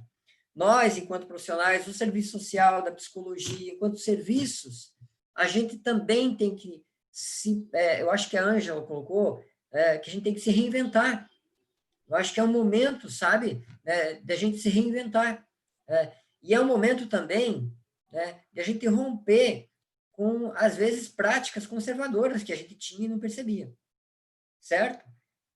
Temos que aproveitar esse momento da pandemia para também aprender com ela. Eu não estou dizendo que o grupo do WhatsApp e o grupo virtual é maravilhoso e que vai ter só essa modalidade daqui por diante. Não, é lógico que não. Assim que os encontros presenciais forem permitidos, a gente vai retomar as atividades presenciais também, porque tem outras questões das atividades presenciais que o grupo do WhatsApp não contempla, que existe toda uma relação, de acolhida, de lanche, enfim, a própria access corporal, como diria lá o Pierre Bourdieu, que é um autor que tem um livro chamado Poder Simbólico, que fala uma questão bem interessante sobre a concepção de violência ampla que eu trouxe aqui, que ajuda a gente a poder pensar sobre isso também. Então, o que eu queria dizer para vocês, e para todos aí que estão ouvindo, é que o que a gente considera importante? A gente considera importante que a gente acesse as pessoas que precisam chegar até o serviço. Como que a gente vai acessar? Aí a gente tem que buscar conhecer a realidade de cada contexto, mas aqui em Blumenau a gente tem tido uma certa facilidade no uso do aplicativo do WhatsApp para poder fazer o contato com as pessoas. É lógico que tem gente que tem dificuldades para usar, mesmo o WhatsApp, que a gente sabe que assim, tem realidades distintas de cada usuário. Mas eu diria que também uma outra questão, gente, eu como assistente social, como professor, que sou, eu também não trabalhava, eu passava o meu WhatsApp, o meu telefone para alguns usuários, mas sempre com receio, eu estou trabalhando com o meu telefone pessoal, tá? Com o grupo. Assim, eu vejo que, assim como eu, enquanto profissional, fui pego de surpresa, a instituição também foi pego de surpresa. Tá? Não se tinha ideia que a pandemia ia ter tanto tempo de pandemia, a gente já está aí há quantos meses? 4, 5 meses? E também não se tinha ideia que isso iria acontecer. Tá? Então,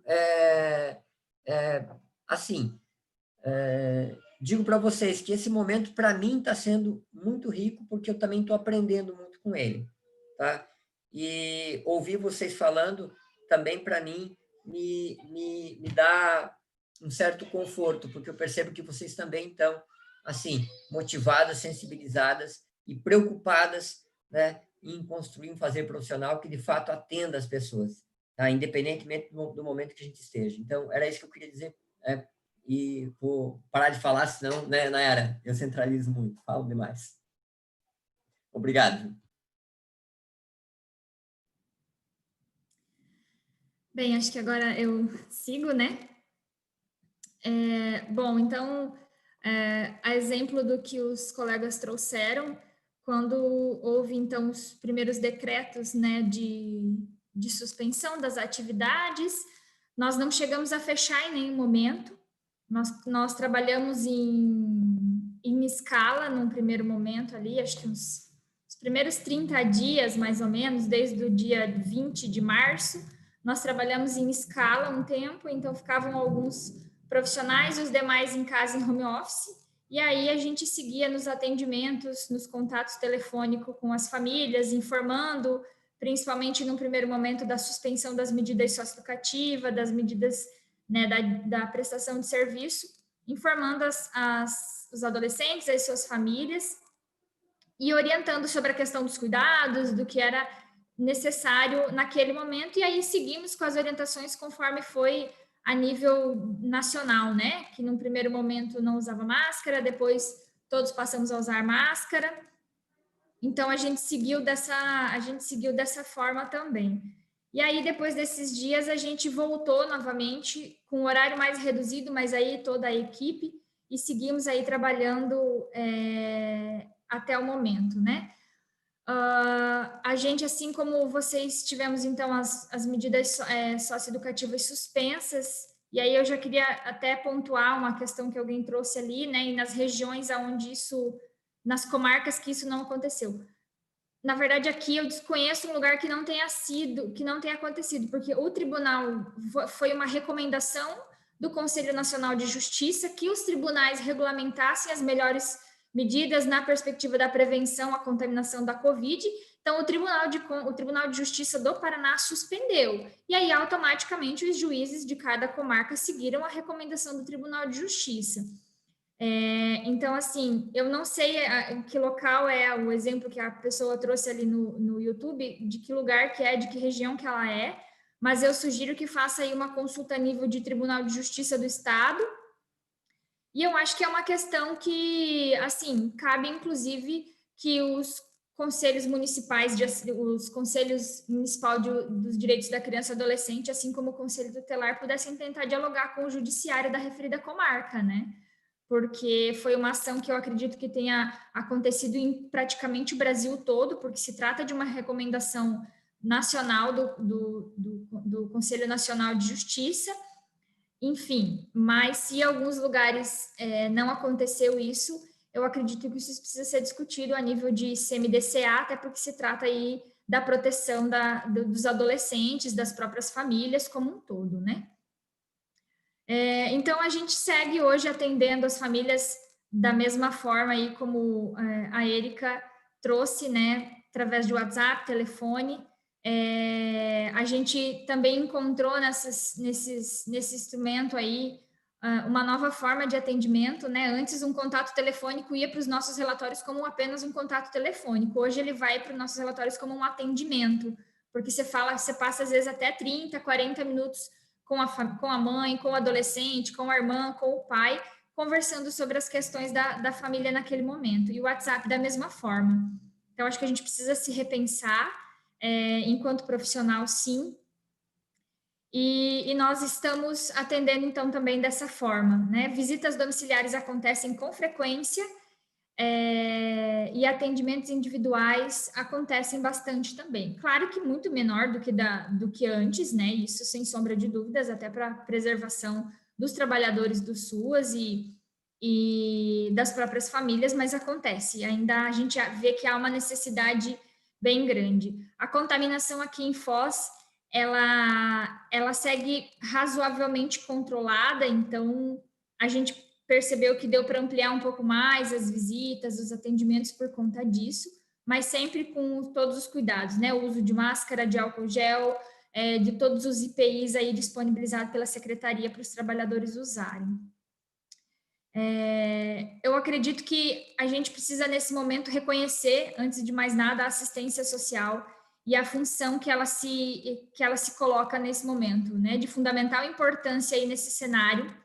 E isso ficou muito claro nesse momento de pandemia, a importância dessa política, e aí reconhecida de fato como uma política pública nesse momento de pandemia. Então, acho que a assistência teve embora do ponto de vista da proteção ainda ficamos um pouco fragilizados, mas eu acho que de ponto de vista do trabalho, a gente teve uma visibilidade aí com relação à importância dessa política e o quanto ela tem a contribuir numa sociedade para o desenvolvimento de uma sociedade, né? A exemplo do que nós tivemos aí do auxílio emergencial, que muitas famílias, muitas pessoas não tinham o cadastro único, e aí isso retardou o acesso ao auxílio emergencial e automaticamente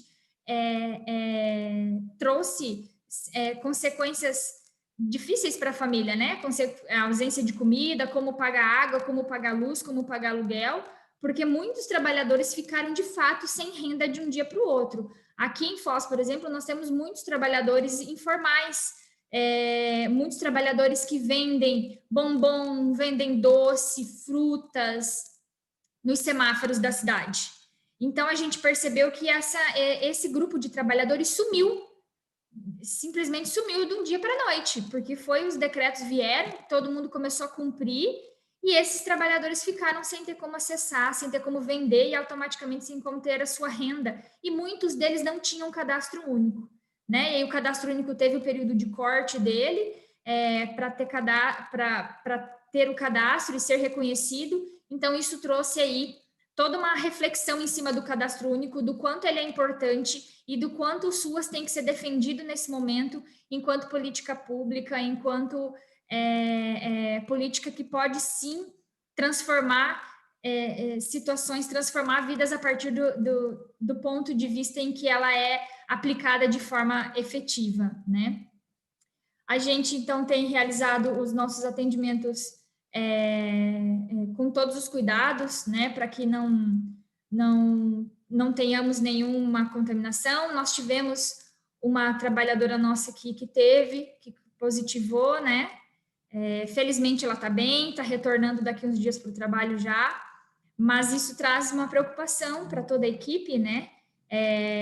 Porque é um risco, a gente não sabe quem é que vai pegar e quem infelizmente vai morrer. Então todo mundo tem medo, sim, mas eu penso que a gente precisa nesse momento, mais do que nunca, enquanto trabalhadores da assistência social, ter um olhar criterioso às questões que nos aparecem, né? As problemáticas que vão surgir, os agravamentos dessas violências que vão surgir, para que a gente não cometa mais violências, né? Nós precisamos usar da comunicação pública, e aí o que o Ricardo trouxe antes é muito bacana, a gente precisa conseguir se comunicar de forma efetiva com as pessoas, a gente precisa com que entendam que o SUAS, o que é o SUAS e como ele e o que ele representa para a nossa sociedade.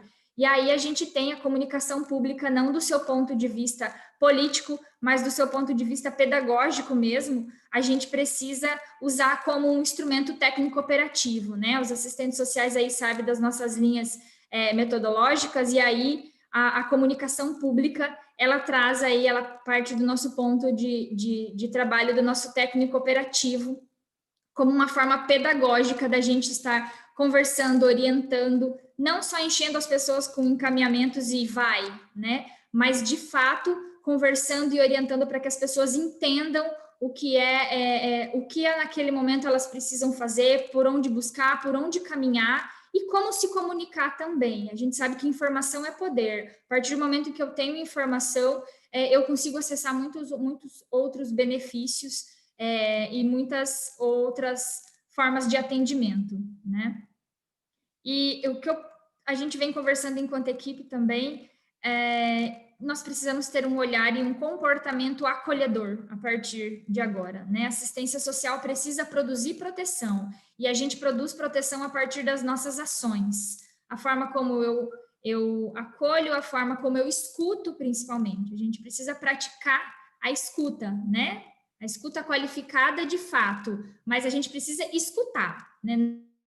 Não só ouvir e achar que o encaminhamento vai dar resultado. A gente precisa escutar as famílias, escutar o que elas querem e o que elas precisam para que os nossos encaminhamentos surtam efeitos, para que os nossos encaminhamentos tenham significado e para que quando chegue uma pessoa em qualquer outro espaço com um encaminhamento de um serviço de assistência social, isso seja principalmente reconhecido pelas outras políticas como um encaminhamento efetivo e que isso tenha também um respeito. As pessoas precisam olhar as outras políticas e a sociedade precisa olhar essa política, a assistência social, com respeito que ela merece, porque essa política ela pode sim trazer muitos frutos, né? A partir do momento em que ela é efetivada dos seus princípios e diretrizes norteadores do SUAS, que foi construído de forma coletiva por essa sociedade, a gente vai conseguir sim transformar,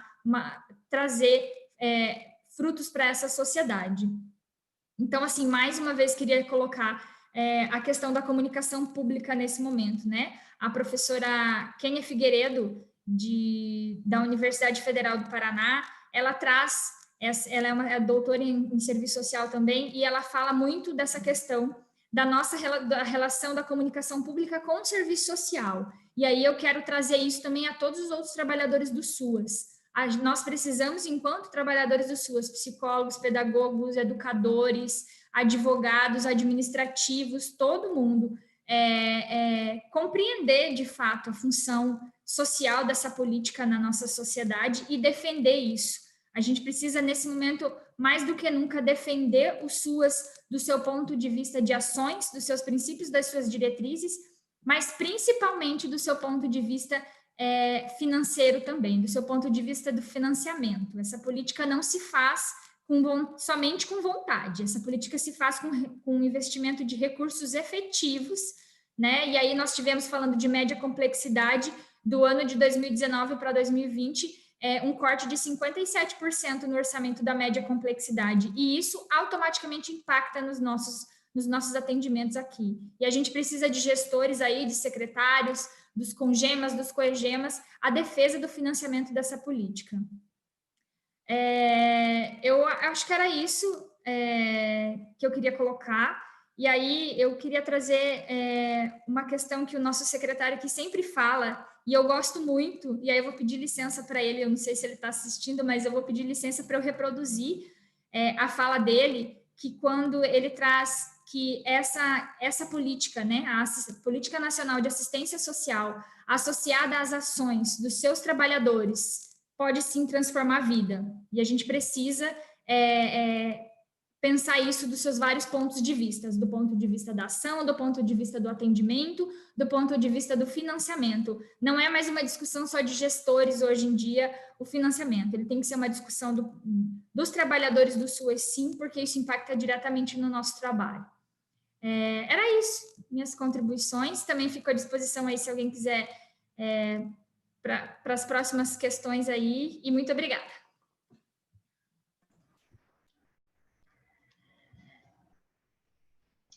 Então, pessoal,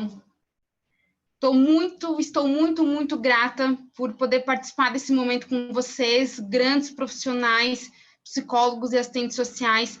A fala que vocês fizeram nessa tarde, né, em defesa da política, em defesa do SUAS, é motivador, né, para todos nós profissionais que escutamos vocês, que estamos escutando vocês, né, para gestores, todos os técnicos, né, da equipe multidisciplinar. Muito importante a fala de cada um de vocês. Muito rico essa construção, né, essa troca de informações, né, de realidade de cada serviço, o que cada um está tentando desenvolver, né, o que vai dar certo, o que não vai dar certo, né, da questão da reconstrução. Então, muito importante cada fala que cada um trouxe, né? O pessoal do chat, aqui do lado do YouTube, muitas pessoas estão agradecendo, estão parabenizando cada um de vocês pelas falas, né? Pelas excelentes falas, né? Que Carla, Ricardo, Érica e Ângela, que vocês trouxeram para essa tarde. Algumas perguntas foram feitas, né? Ali no nosso chat pelo YouTube, e eu já fui repassando aqui para os convidados, né, e muitas das perguntas já foram respondidas na fala de cada um, né, a questão do serviço PAEF aqui no município de Blumenau, né, das medidas socioeducativas em municípios em que ainda está havendo os encaminhamentos, né, por parte do judiciário. O Ricardo ali já respondeu também sobre a questão, né, do grupo de homens, né? Então, muitas das perguntas já foram respondidas aqui pelas falas e ali pelo chat também, né? Eu estou tentando fazer essa junção para poder, né, contemplar todas as respostas, né, os questionamentos, mas, de uma certa forma, acho que todos foram respondidos, né? Deixa eu só dar uma olhadinha. Nayara, eu gostaria de colocar também, além do grupo de homens acontecendo via WhatsApp em Blumenau, no CREAS 1, o grupo de mulheres vítimas de violência também está acontecendo via WhatsApp. Então, os dois grupos tiveram que se reinventar para continuar atendendo o público-alvo deles, porque mesmo com a pandemia, as demandas vêm acontecendo. Então, a gente não poderia não dar esse suporte, né? Aqui, mais ou menos, a gente tem que defender o SUAS e a população que dela precisa, né? Então, a gente precisa manter esses atendimentos. Como a própria pandemia traz para nós muito mais dispende, muito mais a alteração emocional, nas famílias também está assim. Então, esses grupos são essenciais para poder estar trabalhando isso com eles, este momento com eles, né? O grupo de pais a gente não conseguiu fazer ainda, que era um grupo que também acontecia no CREAS, mas que hoje ainda a gente não reinventou ele. Mas aí mais pra frente a gente ainda talvez tenha isso. Só para botar esse detalhe. Obrigada, Érica. Eu quero colocar aqui também para a gente já ir fazendo um fechamento, né, que já são quase 16 horas, o nosso horário máximo é até as 4, é a questão da portaria número 100, né, emitida pelo Ministério da Cidadania, no dia 14 de julho de 2020, que ela aprova as recomendações para o funcionamento da rede socioassistencial, tanto na proteção social básica e na proteção social especial. Então, a portaria ela vai trazer toda as orientações, né, para os serviços diante da pandemia, né? E uma parte da portaria traz, né, específico das proteções básica e especial, que deve-se, né, assegurar que os CRAS, CREAS e Centro POP estejam abertos e em funcionamento para oferta e atendimento presencial da população, né? Claro que com todos os cuidados, né, que já foi citado aqui pelas, né, experiências de cada município, de cada região, estado, né, como exemplo da Carla, mas da importância do serviço, né, continuar. A política de assistência social é uma política essencial, né, e o equipamento, ele é um equipamento de extrema importância e necessidade, né, para os usuários que são atendidos. Então, né, com todos os cuidados necessários para garantir a segurança e a proteção dos profissionais do SUAS, dos usuários, né, que da política, né, são atendidos, são inseridos, a gente precisa, né, se organizar para garantir a oferta, né, do serviço. Não sei se algum mais de vocês querem fazer alguma colocação. Posso? Eu só gostaria só, Nayara, de reforçar um ponto. Eu acho que a fala da Carla tá, me tocou muito, assim como tocou também as pessoas aqui que estão participando do chat, eu estou acompanhando. E assim, ó, a gente poder reconhecer que a política da assistência social é uma política, tá, que ela é essencial, né, para a população. E quando eu falo da relação de confiança, da relação de pertencimento, tá, da população em relação a essa política, eu também estou falando disso, sabe, Carla? E eu acho que esse momento, assim, ele veio para dizer isso, tá, para a sociedade, porque, de fato, tá, a gente não tem ainda, né, a dimensão que vai ser a política da assistência social daqui para frente, tá? Porque, e aí é a hora também da gente poder unir forças, né, enquanto política, se fortalecer, né, para que, de fato, a gente consiga fazer um trabalho de qualidade, né, e um trabalho que faça a diferença na vida das pessoas, né, que venha contribuir. Então, acho que a gente precisa estar enganjado nesse sentido, né? E muito bom ouvi-las, ouvir a Carla, ouvir a Ângela, a Érica, que é minha colega, que trabalha comigo, e só mais uma questão que eu vi ali no chat, Nayara, né, em relação à questão do judiciário, né, da política está fazendo o trabalho do judiciário. Eu também já fui questionado a respeito disso, né, mas eu compreendo que, no caso dos homens autores de violência, atendê-los dentro do CREAS, né, através do judiciário, é uma estratégia para que a gente consiga acessá-los e, nesse sentido, mobilizá-los para que eles compreendam que esse espaço é um espaço, né, que eles podem buscar, né, para se desconstruir ou para enfrentar, né, os conflitos que vivenciam dentro de casa e, nesse sentido, prevenir que outras situações de violência ocorram. Então, eu considero que é uma estratégia a gente poder acessar esses sujeitos, seja através de encaminhamento do judiciário ou não. Em Blumenau, atendemos independentemente de ter o judiciário. Temos os grupos independentemente de ter o judiciário, né? Porque a gente compreende que é uma ação importante dentro dentro da política de assistência e também dentro do CREAS, né? E acredito que isso é interessante registrar.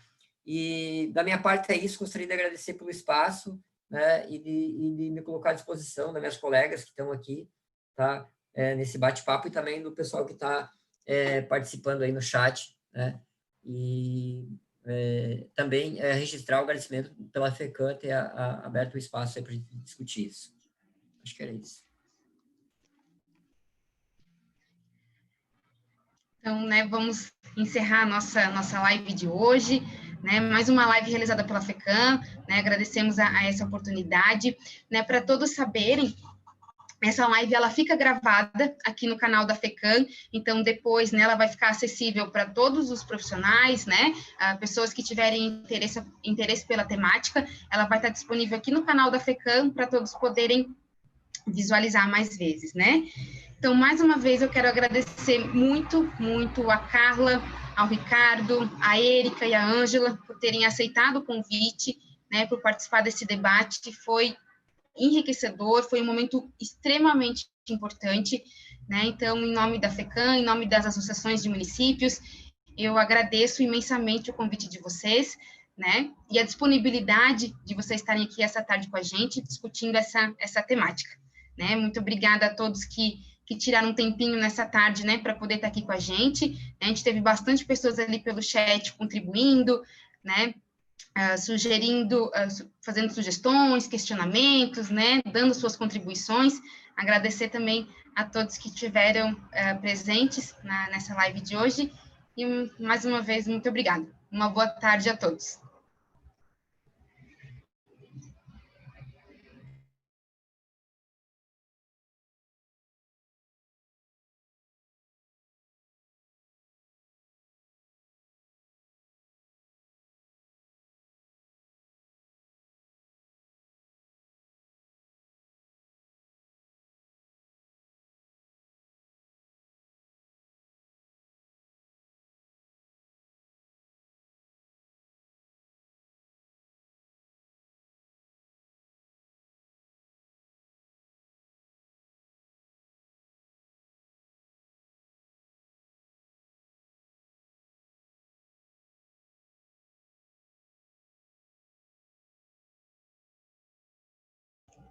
Eu acho que eu posso falar agora, porque ali está acabando.